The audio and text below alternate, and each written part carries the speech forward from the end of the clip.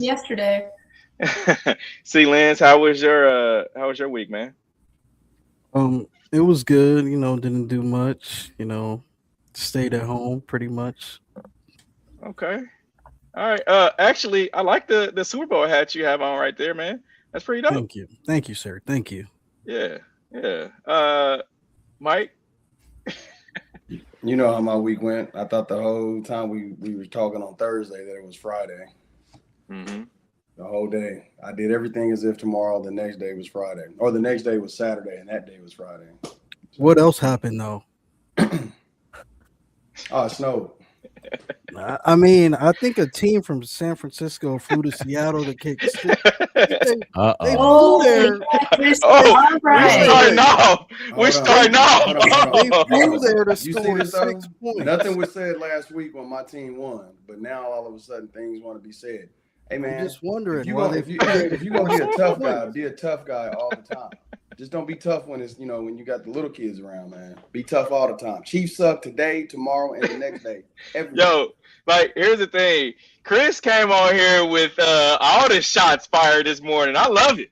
I'm here for it. On the snow day. When we not in studio, he says this. When we not in studio.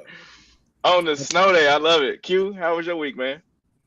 It was good, man. A lot of the week was spent, really trying to get ready for the trip and also get ready for this snowmageddon. Mm.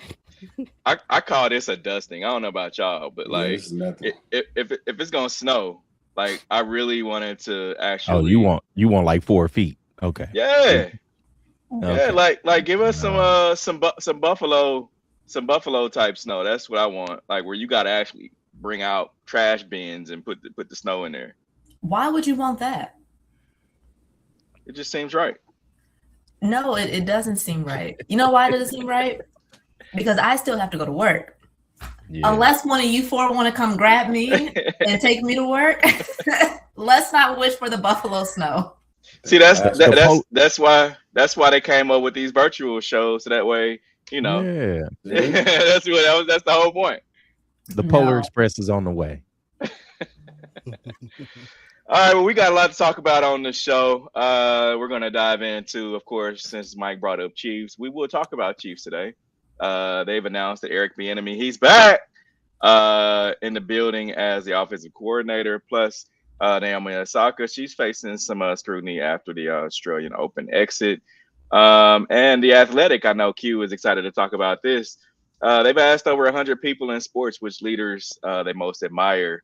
And we'll talk about the top 40. I know the number 12 person Q is excited about. Plus, we'll dive into the AFC Championship, NFC Championship games happening tomorrow. Trinity Rodman, there's some cool news. She signed a 3-year deal with the Washington Spirit. She becomes the highest women's paid soccer player in the world. We'll dive into that. Plus, in about 30 minutes, we'll have our sneakers of the week. Let's get to today's headlines. And now, here are the biggest sports headlines from this week. We bring them to you every Saturday morning on The W with Walls and the crew.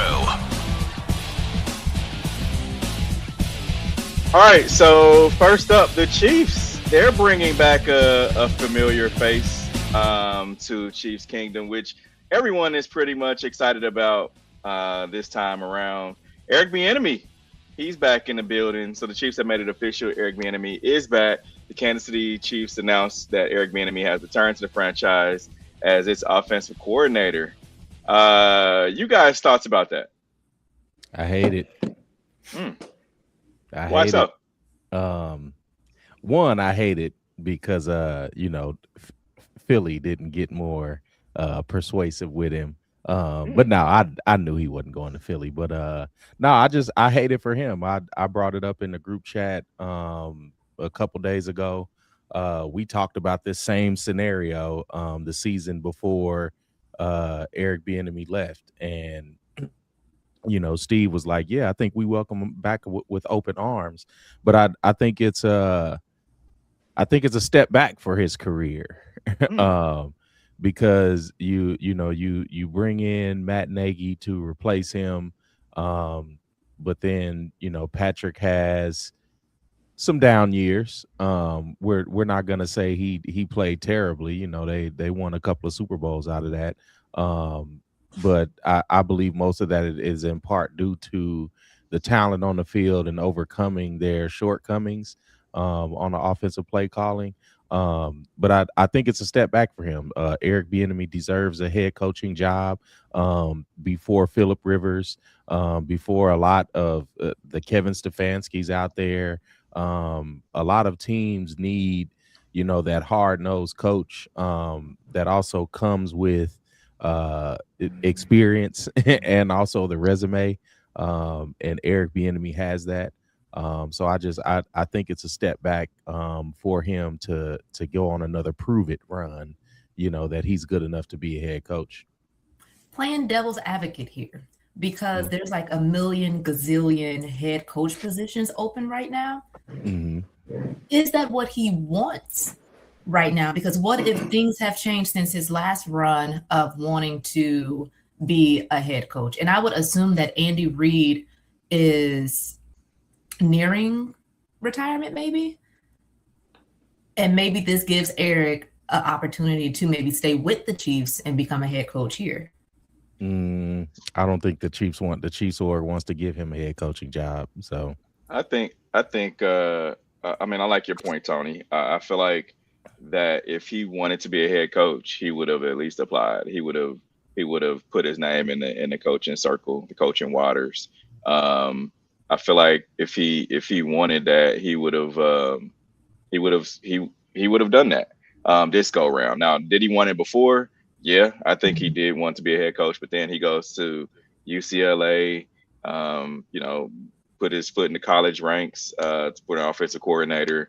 Then he goes to Washington, and the word there was that, I don't know if you guys remember that report, whereas he was too tough of a coach, and things didn't work out there. And Ron Rivera didn't. I'm just speaking from not anything that I know, but just my opinion is that he didn't back him.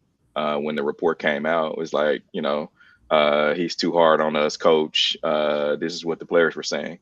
And then he goes to Chicago and has a lot of success up there, trying to turn their running game around. They've been winning. Of course, they, made a playoff run this year. Tough loss last week. Came down to the very end. And so I think now it's like, all right, I can go back to Kansas City. And to me, this was a fan vote. Like, the Chiefs really listened to a lot of what the fans were saying and I rarely say that teams listen to fans. And I think, to me, this is what the fans wanted. However, I don't feel like this is how they treated him when he was here. But I feel like this is what the fans wanted. Now, granted, we can talk about Eric Bieniemy being that game manager type, spirit, where he basically manages the team, because we all know Andy coaches the players, but he will bring in some fresh eyes from his places of where he went in college and then the last 2 NFL stops. Yeah, and I think it helps the Chiefs a lot, especially on the run game side.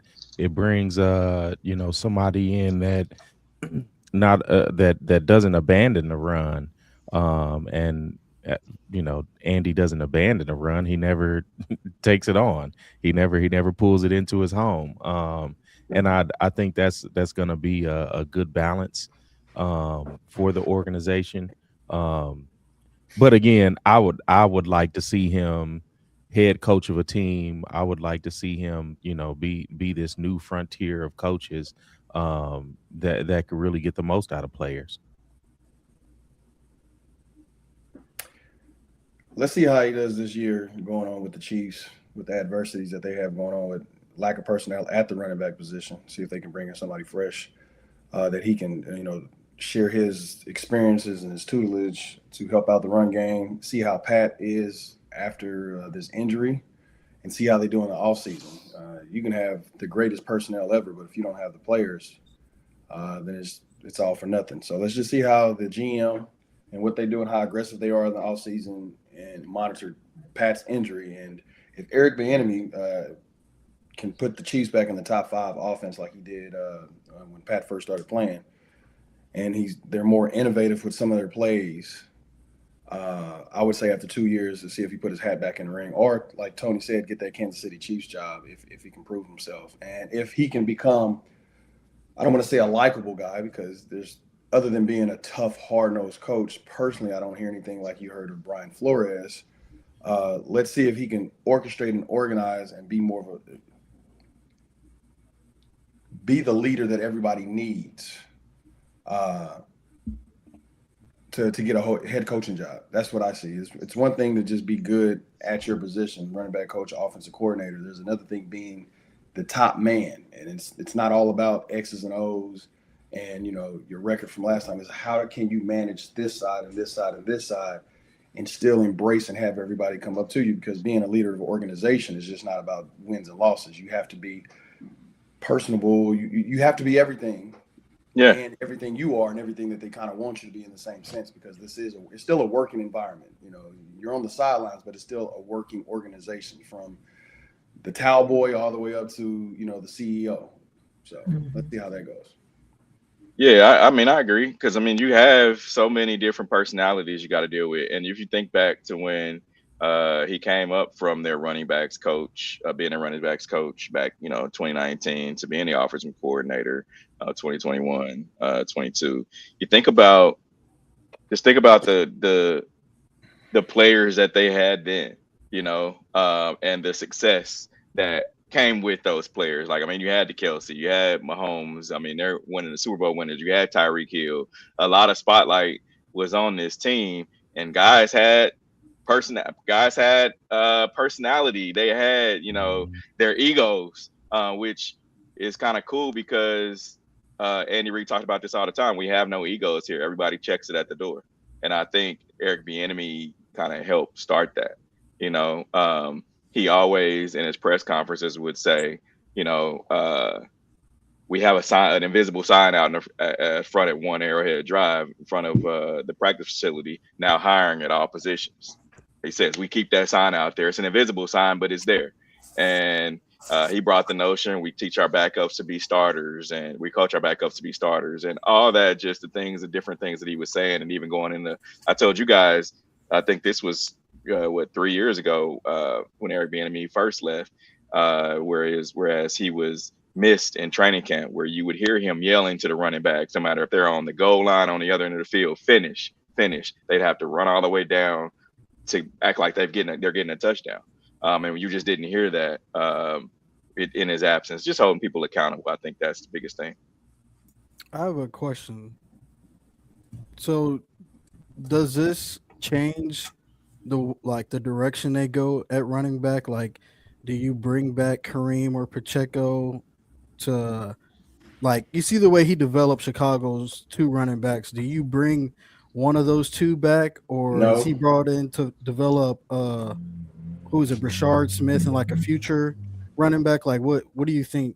I think you depends on what you can get in the draft. Now, if there's something that you cannot get in the draft, if there's something that you can't get in free agency, then you may look at. I think Pacheco's going to go get money, and I hope that he does. What kind of money you think Pacheco? We talk about it. We talk about it all the time in the league. Of the guys want to be, and this is all sports. You got three things you want to do. You want to be healthy, you want to make money, and you want to win a championship. He's done two of those. The only other thing that he hasn't done is make money. And I feel like another teams pay for guys to be in their organization. They have won Super Bowls, and he's a 2-time Super Bowl winning running back. No matter how you slice it and dice it, that just doesn't come. You can't find that on the street anywhere. So guys pay for, teams, front offices pay for guys that have won championships. Yes. And you can look at it across the board on teams and be like, why they sign this guy? Well, he's a good locker room dude. They pay for locker room guys. And when Eric Bieniemy was here, he was productive. Now, we're talking about how much the Chiefs have gone down as far as the running game. Isaiah Pacheco helped this team win the Super Bowl 2 times.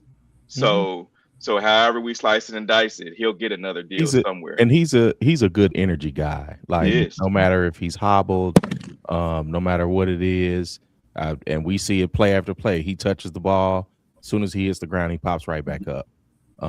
And that's because he's not running far. That's why he pops back up. He's getting 2 yards a carry. Oh, okay. Like, But either way, he's getting either 2 way, yards a carry. That's why he he's popped still back up. He didn't go he's- far from the line of scrimmage.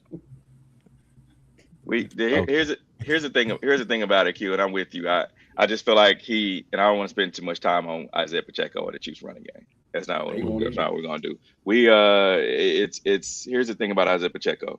He'll get another job. It just depends on where. I feel like the Chiefs will bring back Kareem Hunt because he's a short yardage guy. He was a top running back in the league on getting short yardage. And so he's not the Kareem Hunt that we saw back in 2018, where he had over 1,000 yards. Like that's not what Kareem Hunt is anymore. And I think the Chiefs have understood that. But I feel like they're going to get somebody either in the draft or in free agency. If I was the Chiefs GM, and with Pat's injury, and we're not inside the locker room, we're not inside the medical field with them. But if he's missing the first 4 or 5 games, I'm blowing it up and I'm starting over. I'm going to take next year as a loss. I'm cutting my fat the best I can with expiring contracts with older players, Chris Jones, all these old players, whatever, with these heavy contracts. I'm not bringing back Pacheco or Hunt. I'm rewashing it right here. There's other running backs out there. You can get a top 10 draft pick the following year, and when Pat is fully healthy, because just because you come back week 3, week 4, week 5 doesn't mean you're in game ready mode. So I'll just take this whole entire offseason just to blow everything up and start from scratch, because they are high in the salary cap. They do have a lot of holes that they need to fill on both ends of the ball, offense and defense. And so I'm not bringing back Pacheco. I'm not bringing back Hunt, especially if I have Travis Etienne, Breece Hall, Kenneth Walker, J.K. Dobbins, or Jerome Ford, who are younger backs with less miles on them that can, that are 3-down backs. That's what I'm bringing in. We're not talking about it. You missed the whole thing of what I said. We're talking about just short yardage. You got a 4th down. You got a 3rd down that you need to get. You got to have now. Teams nowadays have 2 and 3 running backs. That's just what they have. Mm-hmm.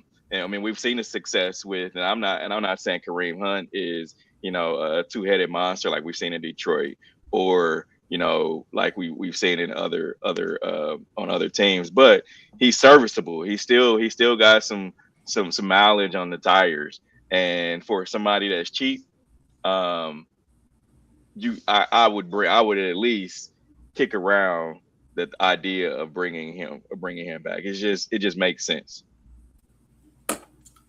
And we've seen it. Go ahead. Well, I was going to say, Patrick said he's coming back week 1. So I don't think the Chiefs are looking at this season as a wash at all. Like you're looking at a team that's 1 year removed from the Super Bowl. And I don't think they're looking to wash the whole slate and start over. Like, why would you take that momentum into the season and be shooting for a lower draft pick? Because it died when they didn't make the playoffs or win 9 games this year. The momentum is killed. And they need linebackers, cornerbacks, running backs, and they need a top tier receiver. And all it takes is one draft to get that. You get 2 special players, you get a free agent, and you turn the thing around. I mean, it's not a. I don't think they're in a blow your team up situation. And then plus they have 30 wide receivers. Like, go trade some of them. And go get I have 30 pairs of shoes, and some of them are not good. Doesn't mean they're serviceable. Exactly, but also, you don't blow your whole closet up. You still wear and work what you got. Exactly. And then on your team, there's two specialty players that have come from the Chiefs organization that wasn't very serviceable here, and now they're serviceable out there. Like, a lot of it is environment, and for the Chiefs to go and make a big splash and pick up this big running back when they run the ball 30% of the time, like, it doesn't make sense. So a player will be coming here literally just to save his knees for a couple of years. I would say this though: the Chiefs were almost dead to last in the running game this past year. They were bottom of the pack, top in the 20s in offensive passing yards. They were not efficient at blocking. and protecting Pat. And your wide receivers, I don't think any of them other than Travis Kelce got close to 1,000 yards. I think when you have all those things that are lined up, you need to go a different route. That just sounds like a Matt Nagy offense. One of the reasons of that is because of the salary cap. It's because they're so high over the salary cap that they need to shed fat. They missed the playoffs this year.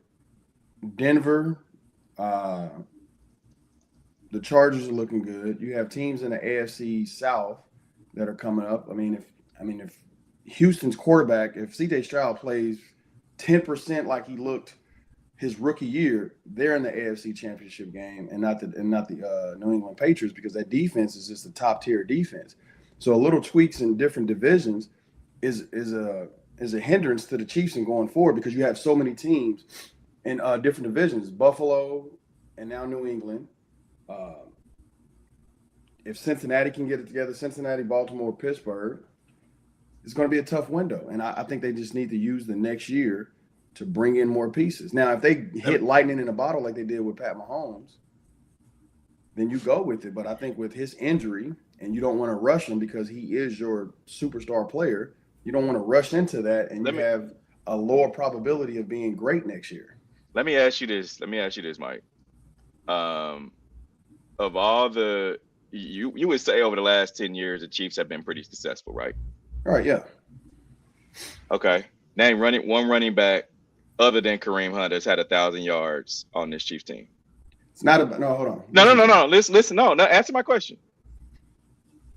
I didn't say anything about that. No. Listen. I didn't say anything about the running backs running for 1,000 yards. I said receivers catching for 1,000 yards. But we were talking about running backs. You were talking about running backs. Listen, hold on. Right, Let me finish real quick.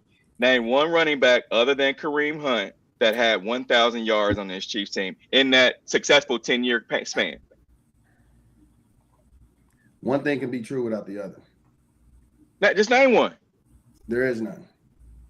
Okay. So name a successful running back that this Chiefs team has had over the past 10 years other than Jamal Charles and Kareem Hunt.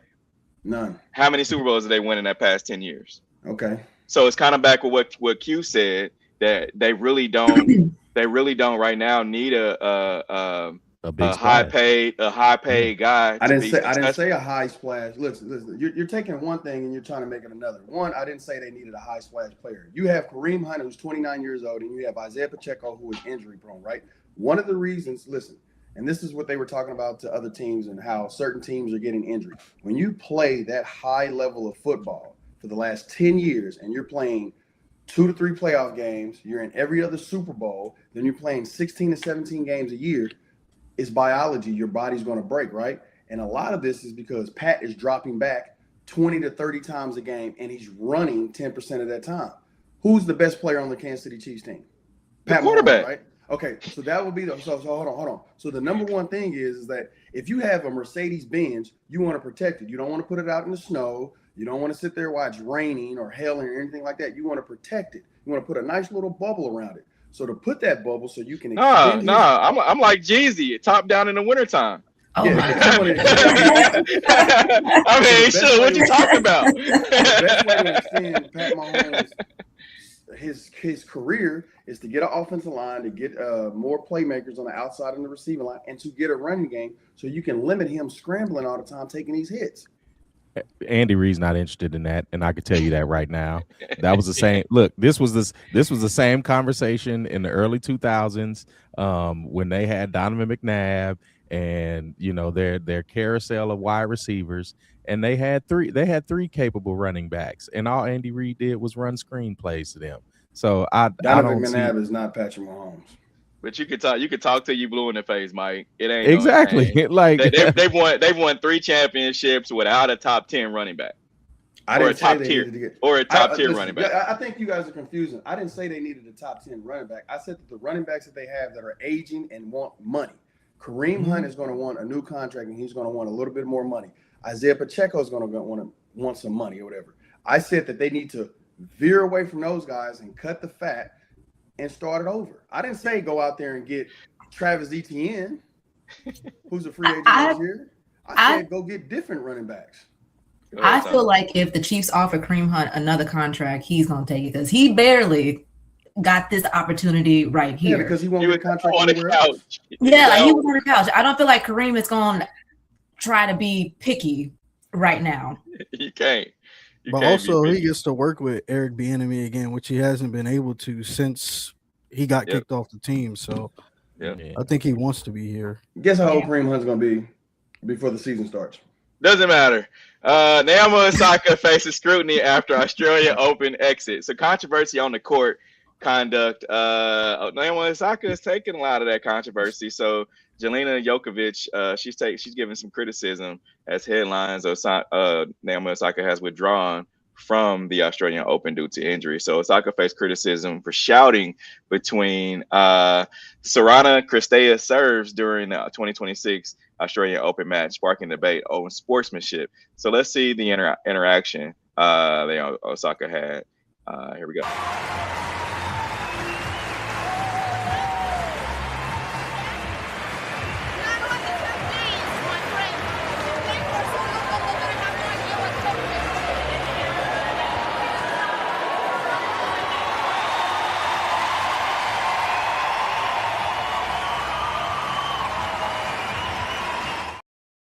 So that interaction comes after basically Naomi Osaka. She was talking to herself, kind of hyping herself up between serves, saying, let's go, things like that. Let's hear what Naomi Osaka had to say about it. But Sorana Cristea is a tough competitor. She came to play tonight. What did it take to get through that one? Apparently a lot of come on said she was angry about, but whatever.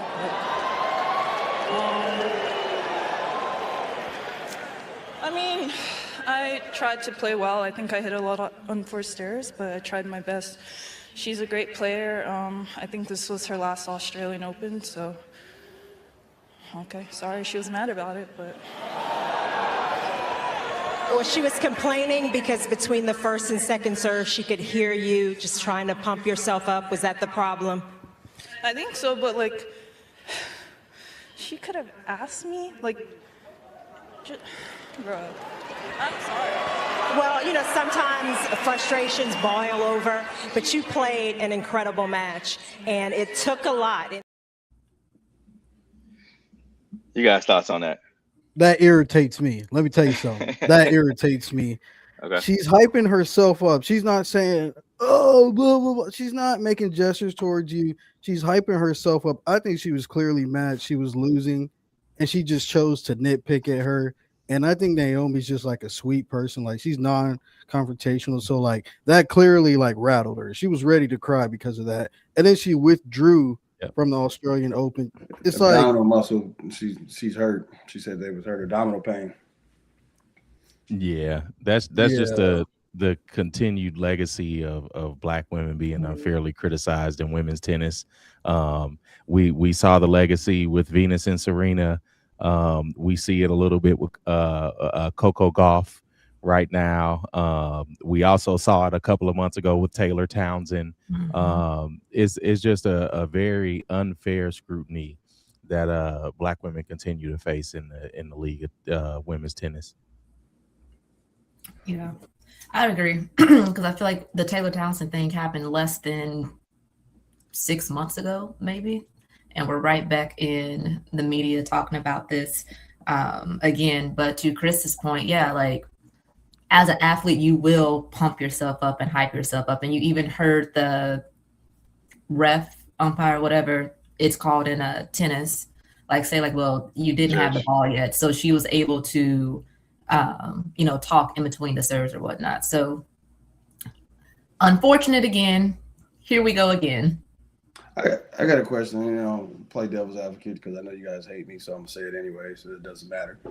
If you were in the middle of talking right there, right, but I'm trying to hype myself up to get my speech out, right, and I just said, come on, whatever, interpretation, right, and I'm saying it shouldn't have happened. Naomi apologized because then, you have time to reflect. The other lady said, she didn't want to talk about it. It's between them two. But if you're about to serve or shoot a free throw or do something, right, and the other player is saying, come on, do you interpret that? I mean, can you interpret that as her telling her to come on, to hurry up? or was she hyping herself up? Because I watched the match and I kept hearing, I'm like, what the hell am I hearing? I thought it was a crowd at first, but it was her. And then I had to ask myself, is she rushing her to serve? But then when she explained it, like, okay, yeah, you hyping yourself up, whatever. But the other players, you know, are you going to know that in the middle of a competition? And yes, Naomi was right. She could have came there and said, hey, you know, that or whatever. But hindsight is 20/20 though, right? Well, when she said it, it looked like she wasn't like, because I feel like if I'm gonna rush somebody, my body is going to be towards them, and I'm like, come on. But it looked like Naomi was pacing back and forth a little bit. Pacing back and forth. So like she wasn't like head on, or her body was towards her opponent.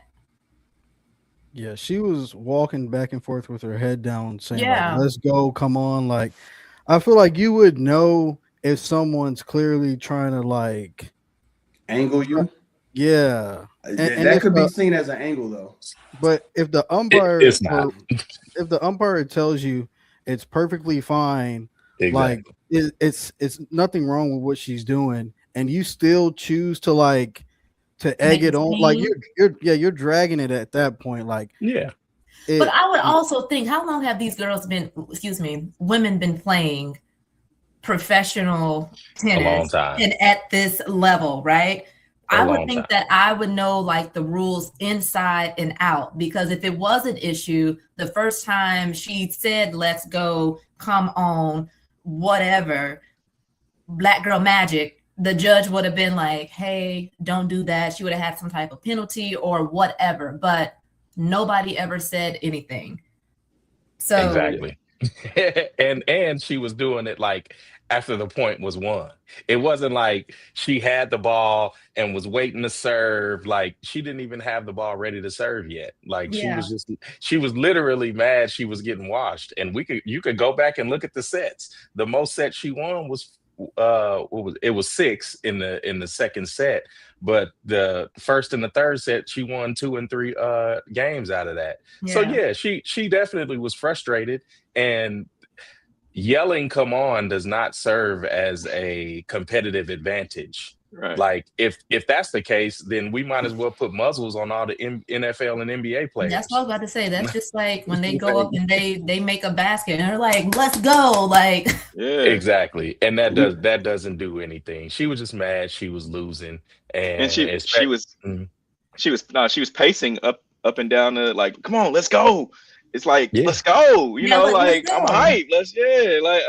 She wasn't saying like, come on, hurry up and serve. Let's go. Because I probably would have said that. Hurry up. I would have said, come on, hurry up. The Athletic asked over 100 people in sports which leaders they most admire.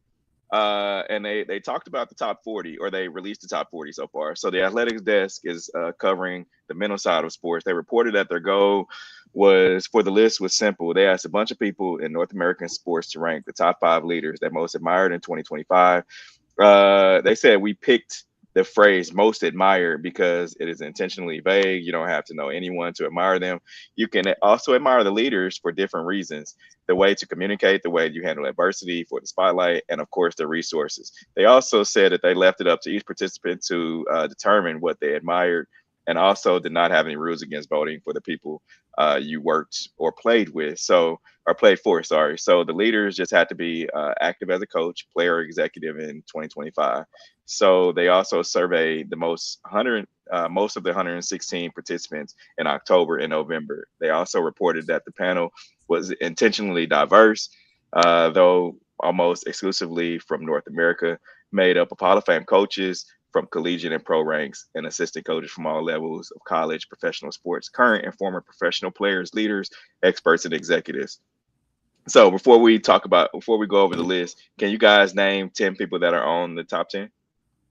Or a few people that are on the top 10 on this list? I've already looked at the list, so okay. I'm cute. I'm Dan disqualified. I see a lot of players. I think it'll be more. Dan Campbell's one. Dan Campbell's on. I think it'll be a lot of more players, coach. So I will go with Dan Campbell, Steve Kerr, Andy Reid, because we just talked about him, how people love to play for him. What about Tomlin? Mike Tomlin. Tomlin is number 10. Yeah. Let's what go about- over. Let's go over the. Go ahead, Chris. What about Mike Vrabel? So this list they talked about it. This list was done between October and November. So Mike Vrabel hadn't, Yeah. he hadn't actually, done anything yet. But let's go over the list. So from 1 to 10 so far, you have Steve Kerr, Don Staley at number 2. Steve Kerr is number 1. Don Staley is number 2. Steph Curry's 3. Gino Auriemma is number 4. Andy Reid is number 5. Sam Presti is number 6. Emma Hayes, who is a U.S. women's soccer team coach, is number 7. Dan Campbell, Lions coach, is number 8. Asia Wilson is number 9. Mike Tomlin is 10. I can see that. I've never had an interest in playing basketball, but to have Don Staley as my coach and Asia Wilson as my teammate, Yeah. threes all day. Yeah. Yeah. Yeah. I just want to say, as a Golden State Warriors fan, I don't know how Steve Kerr is number 1. That brother hasn't done anything productive since 2022. I think this list is 4 flawed. years ago. Yeah.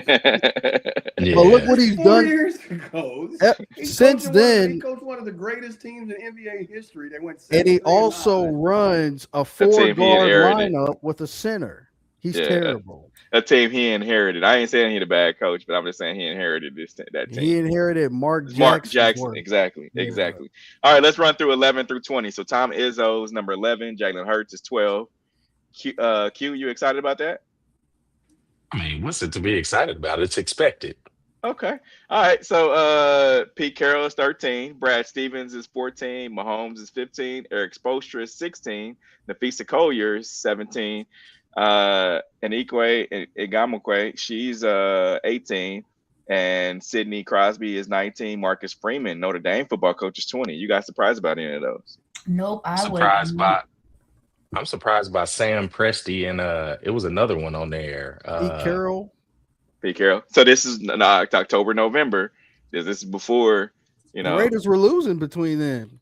They were, but you got to remember what admired, man. Admired is Yeah. the key word, not wins and losses. All he did was chew that gum on the sidelines. I don't see anything motivating about Sam Presti is the that. GM of the Oklahoma City Thunder, and people love him because he's like a player's coach. Admired, Chris. So let's go. No, Sam Presti's a good. That's a good pick. But Pete Carroll, what are we talking about? All right, let's go through 21 through 40. So Aaron Judge is 21. Sean McVay is 22. Becky Hammond is 23. LeBron James is 24. SGA, Shai Gilgeous-Alexander is 25. So John Harbaugh is 26. R.C. Buford, San Antonio Spurs CEO, is 27. Joe Mazzulla, Boston Celtics head coach, is 28. 29 is Josh Allen. 30 is Dan Lanning. 31 is Stephen Vogt, Cleveland Guardians manager. So Dave Roberts is number 32. Shohei Ohtani is 33. Connor McDavid, he's 34. He's the Edmonton Oilers center. Pat Murphy, Milwaukee Brewers manager, is 35. Andrew Friedman, he's 36. Kurt Cignetti, he's a Indiana football head coach. He's 37. 38 is Breonna Stewart. 39 is Shaka Smart, and tied for number 40 is Kyle Schwarber and Mookie Betts. Others who received votes but did not make the list is Kelvin Sampson, the Houston Cougars head coach, Kerry Lawson with Duke, Caitlin Clark, Scotty Scheffler, Gary Bettman, Ryan Day, Luke Donald, Mark Dignault, Oklahoma City Thunder, T. Lou. He's on that list, John Cooper and Marta, with Orlando Pride. I wonder what made him just come up with this list and see who's admired. Yeah, this is kind of interesting. This is going to be an annual list, they said. Oh, well. They needed a new list. That's all. Yeah. It's just a list. Is there someone on the list that is not on here, or someone that you think that should be on this list? Yeah, I would say Giannis in Milwaukee. He seems pretty cool. The things that he says, how he is as a teammate, as a person, or whatever. He seems like a real genuine guy that people can admire and look up to, especially like his journey. You see him, he was 6'9", little skinny kid, from Greece, and he came up and he bulked up and made himself the superstar that he is. And Milwaukee just hit, they hit lightning in the bottle by drafting him, and he won them an NBA championship. He seems like a cool guy that is a top player that can still be your friend. Like because of that speech, I would agree with you. Because of all that, yeah, I'd say he should be on. But who would you remove from the list? LeBron. Okay. Oh my God. Okay. On that note, never stops with you two. Because you hear a lot of players. Because it's not just you hear a lot of players say things about him and how they don't like playing with them coming into the year, and the things that other people are saying or reported and stuff. So it's not like it's far fetched. And you hear Lakers brass talk about him too, and we'll talk about that when we coming up. So we take a break. Coming up, we'll talk about LeBron James. This is the W Show. We'll be right back.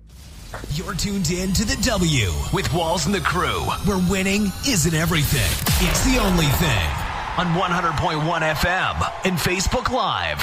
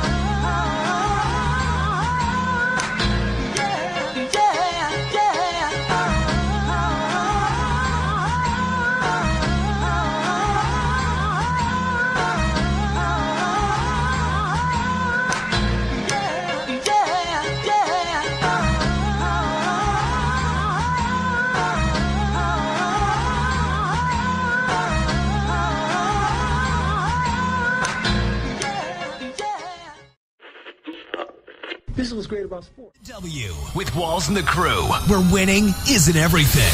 It's the only thing. On 100.1 FM and Facebook Live. So back in on the W Show, we're talking LeBron James right now, and he's been in the news here lately because of some back and forth between himself and Lakers ownership. So this is real interesting. He had some comments, of course, about Jeanie Buss in an ESPN article, which primarily focused on the Buss family ownership dynamics. Alleged that Buss was kind of upset by LeBron James' ego and the influence that he had and his representation had from Clutch Sports had over the franchise. So Buss was disappointed and disputed this story, but the program basically said that she was upset with LeBron James. So LeBron made some comments about this after he was asked following the Lakers' loss earlier this week. Quite frankly, I don't really get involved in that or the reports or whatever the case may be. I've seen a lot of it, obviously, but I don't really care about the reports, to be honest. You guys know me. You guys know since I've been here, my 8th year here, been in this league 23 years. There's going to be another article tomorrow. Especially involving me. And at the end of the day, when I came to this organization, my whole mindset was about restoring, excellence, and the things that I've seen growing up, with the Lakers. Obviously, I didn't get an opportunity to watch the Showtime, but I know the history, and then in the early 2000s with Shaq and Kobe, and then what Kobe did, and, those couple runs with him and Powell. So, my whole mindset was like, how can I get that feeling back to the Lakers organization, and where, when the Lakers and the Knicks and the Bulls and, the Celtics are good is great, so, and then I was able to do that along with, 14, 16 other guys winning a championship, bringing a championship here, that's always been my mindset. So, quite frankly, I don't really care about articles. I really don't. I don't care about. Thoughts? It's not the first. I mean, it just. Go ahead, Mike. It's not the first time that he's had issues with upper management. He had this with Cleveland. with some of the back and forth and some of the things that he thought as a player that he should get and that he demanded. I mean, you get that respect and you get those things as you become a great player, but I think management still has to, they have to have their rules and their roles and control so they can, manage and then have other players. He had the same problem. He had some problems with Pat Riley in Miami, and that was the reason why he left there. And, so where there's smoke, there's fire. Is that what we say? So it's not like these things are, it's out of the blue, like, oh man, LeBron's got a problem with somebody in management or whatever. Like, no, we've heard this before. I think the rumblings are going to be a little bit louder as he exits the league, so go from there. Yeah, it's interesting because this is also coming off the heels of, because it dawned on me when they talked about, Jeanie Buss talked about, clutch sports. This is coming off of the heels of, clutch and free agents and bringing players to the Lakers and things like that. That story came out, we talked about that last week. And so I think, like you said, Mike, when there's smoke, there's fire. However, the clutch does have an influence over not only the Lakers, but just the league. I mean, everybody wants to be, they're the cool thing. It's not like, Scott Boras, the kind of suit and tie, agency. They're just the cool thing, and everybody wants to be a part of that. So I think that's more of the influence that they have. Also, and I can see ownership being upset about that. And also, I believe that she doesn't like clutch sports. Just like we can use last week as an example, like when Rich Paul said a thing about Austin Reeves, I would trade him or whatever. Like that could be another reason why she does not want to deal with clutch sports, or maybe even have LeBron on this roster any longer. Like the NBA's main insider and correspondent, Shams Charania, said that this could be the end of the Lakers and LeBron's like little relationship. It's nearing an end, is what he said. So I believe like the writing's on the wall, like with the stuff Rich Paul is saying, and then like the control that clutch sport has over players and all that. I could see this coming to an end soon. But then again, I feel like people will clown the Lakers if they trade LeBron James. Like it's kind of a double-edged sword, honestly. Yeah. You? I mean, I'm just wondering where he's gonna go next. If this is what all this is causing. I think he wants to play with his both sons in the league now. He's had one. I don't think the second son's going to make it. Yeah, definitely. But I wonder how this shapes the league. Because every time LeBron moves one way, the other, a lot of people want to move to the other conference, and I don't know if he has that influence on the game now, being as old as he is. But he could make a franchise some money. So again, if both of his sons go there, it's definitely a franchise willing to capitalize on that. So yeah, I'm just interested to see where this goes, because if Jeanie Buss is saying this article isn't true, like then where does it come from? And we know some media members do make up stuff just to get some clicks and get some attention to the matter. Yeah, but I don't know. I hate that this is a conversation when Jeanie Buss is saying that none of these sentiments are true. So how is this a conversation? Yeah. What is a conversation is Trinity Rodman. She is now the highest paid women's soccer player in the world. So she signed a three-year deal with the Washington Spirit, which makes her the highest paid women's soccer player in the world. The deal carries a $1 million annual salary. That's per ESPN. So the league, NWSL, is fearing that players might depart to Europe. So the NWSL instituted a high impact player rule. And that rule allows clubs to exceed the $1 million salary cap, to exceed the salary cap by $1 million to attract, retain star players. However, the NWSLPA filed a grievance with the intention of abolishing the rule. So Rodman, of course, she's 22 years old, daughter of, we all know, Hall of Fame NBA player, Chicago Bulls, Spurs, Dennis Rodman, and I think this is really cool. Yeah, she don't even claim. So Right. No, Right. she doesn't. Still has Yeah. that gene. Still has that gene, though. You know. Maybe, but clearly she did this on her own. So Yeah. But no, this is really cool. But she's over in Europe, right? She's playing over in Europe right now. She plays on the Europe. She plays, of course, with Washington. She just signed a deal with Washington, but they wanted to make sure that she didn't stay in Europe. Of course, she plays. A lot of her stardom came from playing with the U.S. women's national team. Mm-hmm. Oh, that's cool. I'm telling you, I should have kicked the ball around. I was growing up. Instead of kick ball, should have been something. Yeah, you may have missed your mark. Let's get to today's Hater Love It. It's that time for Love It or Hate It. Hate it. If we love it, we talk about it. If we hate it, we move on. All right, we do have a Hater Love It, or we have a Talk About It segment today. Remember, use hashtag Talk About It, and we'll talk about whatever topic you want. So this Talk About It comes from Christy for LKC on X. She said she wants us to talk about the new social trend called Admin Night. So basically, Admin Night is where people gather with friends to finally tackle overdue tasks they've been avoiding instead of going out, and they meet at home or a cafe to answer emails, pay bills, book appointments, and organize their schedule. So the idea is that doing life admin together with music, snacks, and company, productivity feels less overwhelming and more motivating, turning boring life into shared, surprisingly enjoyable experience. See, Lens, I'm gonna have you sit out on this one. It sounds like a whole bunch of people who just need some friends.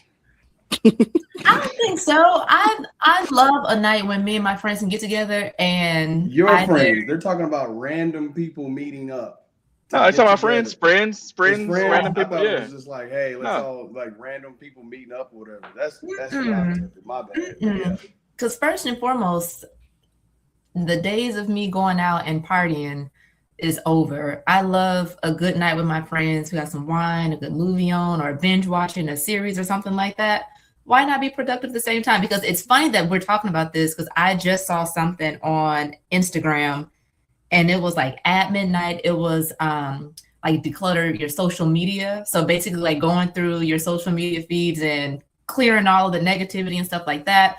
And I was like, actually don't sound too bad. Me and my friends gather and, do stuff like this. So I'm all for at midnight. Just get on track. And sometimes you need like the friends to hold you accountable. So if you do it together, you do feel motivated to like get stuff done. Yeah, you do. I'm with it. I'm with sitting at home chilling, pulling out the laptop, got having some guys over and like, hey, let's get this work done. Well, don't invite Mike. He's being a Grinch after the holiday. Right. You don't want to get your life in order? Doesn't seem like he does. Q, what do you think about this at midnight? No, I mean, I like it. I think we are in a moment where where a lot of the world, I should say, is looking at socialization differently. And so you get things like this, like Tony said, the club and the bars and getting drunk is not the peak of socialization anymore.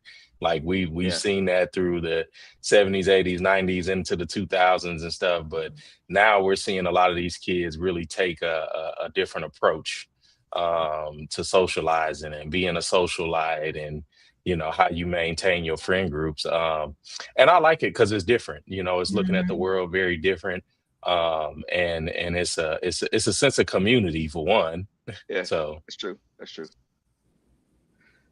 All right. Are we gonna meet up for an admin night then? I mean, we can whenever y'all trying to meet up for an admin night, we can. See, I took it as a trend. When you said trend, it's just a whole bunch of random people meeting together. Trying to get together. But yeah, if it's friends helping each other out, get their Gmail and clear all those spam mail out or whatever, over a cocktail, that's cool. Yeah. All right. How about this week's sneakers of the week? So Mm. first we have Air Jordan 9 Flint Grays, fire. Women's Nike They're Shox okay. R4, the R4 Dark Pony. See, if this was a different, I like the Terrible. colorway, but these would go cool with a suit if they were a different shoe. Cool I just like with the a leather suit. colorway. Yeah, if they were a different, Yeah. hear me out. If they were a different shoe, I just like the brown leather looking on the sneaker. It's pretty dope. Well, I'm I cutting expect you to grass wear this in those shoe shoes. on day 3 No. of Media If Row. it was a different model shoe, the colors on a different model shoe would be dope. All right, how about the Nike Kobe 1 Proto in honor of Kobe Bryant's 81 No. points? Yes. No. Yep. Fire. All right, You're a hater. got to get that head out your heart, Q. All right, how about the women's Skims Nike Air Rift? You Of know, course, the Skims Kardashians don't partner. always No. have to. They look like they're going partner with swimming. people. Those some swim shoes. Mhm. Mm-mm. Is that are those Skims like the female version of the Nike Monarchs for the men? Hey, You know put what? that I up. don't know. Put those shoes back up for me, if you could. If you could put those shoes back up. So y'all like the Kobe's, but why do they look like the Jordan 9s? Like, it's not enough that he tried to play like Jordan in his mannerisms. So that He didn't design What? the shoe. Jordan dude. 9. What Jordan 9 you designed thinking the about? shoe. It's not look like no Jordan 9. Man, What? What? are y'all not looking at the two shoes in the corners? They It don't do. matter, like- They do just a tinch. No. Just a Kobe didn't tinch, design Q. The laces are the same. The top is the same. The only thing they changed was that little It's strip and they made put a by the Nike same sign. company. Kobe Alright, didn't design it. He's like, yeah, make my shoes look like that. He didn't. I'm sure he did. UFC fighter Derek Lewis, who's from Houston, believes that CJ Stroud's struggles have become or because he has been hanging out with Amber Rose and Kim Kardashian. Let's see. What moves would you like to see the Texans make for next season? I guess we gotta see what's going on with CJ. I think ever since we seen him show up with Amber Rose at the softball game a few years ago, and Kim Kardashian and all that, and I'm like, damn, it might be like a curse for him. Yeah, that's probably valid. Yeah, it's I probably thought they valid. should have He put got- in he got- Mills. I thought they should have subbed him out. Like, Yeah, and put I'm in not David going that Mills. far. He destroyed that game. Every time Houston got the ball back, he gave it right back, and then Houston got it right back. I thought they should have took him out. That was the best chance they had. He looked horrible. Horrible. I mean, they talk about the curse. We don't know. We had some guys go down that have dated these women. They all went down. All right, we appreciate everyone who joined on today's show. Make sure you stay safe out there. Stay warm. Remember, we'll be live in 2 weeks from Radio Row. We're going to be doing our show, that's right, from Radio Row, which will be happening in San Francisco, coming up February 1st through the 10th. So make sure that you stay locked in with us because we're going to be live with all of your favorite athletes, and we'll have more guests joining us on Radio Row. So until next week, we are out of here. Peace.